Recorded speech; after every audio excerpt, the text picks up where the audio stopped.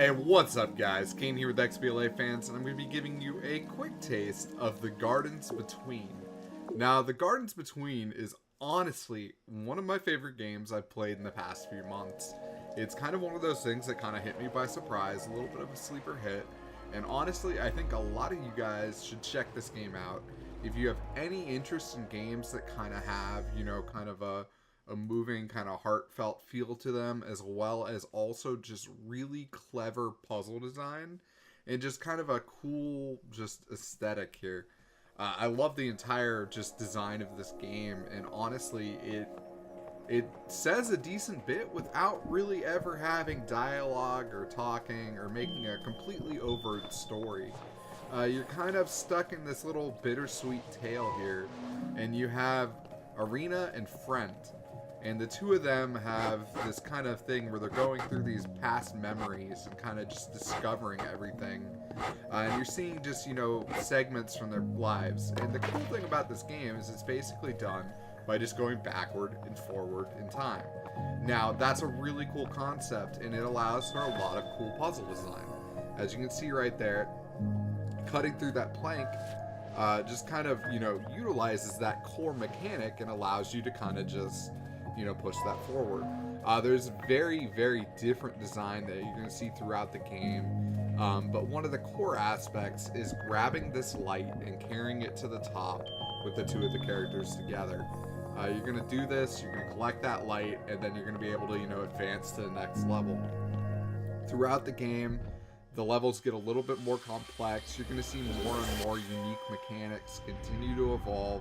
You'll see some just really cool moments and really cool puzzle design that just honestly gives you that kind of eureka feeling. And that's something that's definitely something I look for in a puzzle game. And this game just captures that pretty beautifully. It has a very, very just understandable learning curve, because you're going to, learn the basic mechanics, and as you're continuing to progress through the game, it's going to continue to, introduce a little bit more complex over and over. And that's something that's just genuinely really cool about this. So this is going to be shorter than my average quick taste, because honestly, I don't want to spoil too much with this, and I don't want to go through, just tons of the levels here. But this is another unique level, in my opinion, that I thought was pretty cool. I'm sticking with stuff that I believe is earlier in the game. I'm trying to avoid anything too late. But it's just a very simplistic game in a sense. You walk backward and forward, and that's what's going to cause time to kind of evolve. And in this level, it's actually pretty interesting, because instead of, the level kind of evolving as I'm walking, it's only going to evolve when he's hitting this little beacon thing here.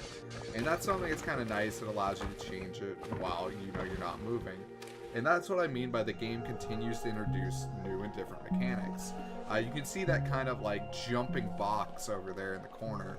And what that is, it allows you to put your lantern on it, and then, that box will then jump to the new area that you need to get to. A lot of this has to do with trying to avoid those kind of black hole looking plants, while also continuing to make sure that you have, the light you need. So, I mean, the game will do cool things with shadows, it'll do cool things with perspective. It does some really unique things with just everyday objects. There's a level in particular off the top of my head that is very memorable, that involves a printer, and another one that I thought was pretty memorable that just involves some water and some piping. And I mean, that's what I mean by it's going to continue to find some unique mechanics here. The puzzles are very intuitive. It's things that you should be able to figure out pretty quickly. It is largely a just walk back and forth with the stick, and I believe a one-button game for the most part. It is not something that's going to be too mechanically difficult for anyone out there who just wants to enjoy a good puzzle game, but at the same time, the puzzles are thought-provoking enough that it's going to keep you engaged. This is something that's going to be an engaging game. It's got that bittersweet narrative that you're kind of trying to unravel all the different threads that are going along and figure out what exactly is happening between these two people. And it's a very, very just genuinely moving game. This game is a part of Xbox Game Pass, and that's why, to be honest, I had the opportunity to try it. I would definitely 100% recommend looking into this if you own Game Pass. It's worth checking it out. It's worth downloading it. It's just a very clever puzzle game. For those of you who do not own Game Pass, the game is $19.99 on Xbox One right now. It's well worth the price in my opinion, but at the same time, it's a very short game that you're going to be able to play through pretty quickly. It's honestly a perfect game to give Game Pass a try if that's your instance, unless you're one of those people who just really likes to own their games. You know, because what you're getting here is you're getting the experience and you're being able to knock it out really quickly and, you know, get through all of that. I played this for about an hour and a half when I streamed it. I had a blast with it. I haven't finished it yet, but I'm looking forward to going back and getting some more time with it. I think just artistically it's really beautiful, and just the depth of the different kind of puzzles that you're going to be involved with is just really, really interesting. They managed to keep, you know, building blocks the whole way along, where you're going to continue to get new pieces and, you know, new elements to the game that you'll be able to play with, you know, moving forward. But at the same time, every single one of those just feels intuitive, and it never really feels like you're hitting a point where it's just like, man, that is really obtuse puzzle design that someone just did for the sake of doing. You know, like, everything in this feels like something that when you do it, you're like, oh, that makes sense, you know? And that's just such a cool feeling to me. So this is The Gardens Between. It is from the Voxel Agents. It's out on Xbox One. Honestly, I highly recommend it. I had a blast with this game. I'm looking forward to finishing it.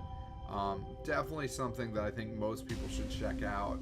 If you're into puzzle games at all, this is a fantastic one.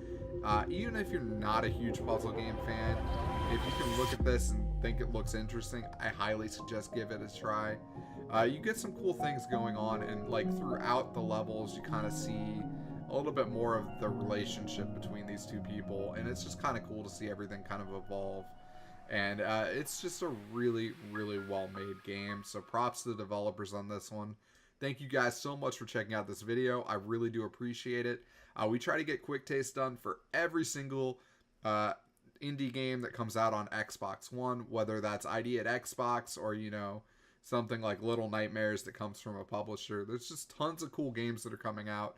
Highly recommend you check these out. These are really, really cool. And later, guys.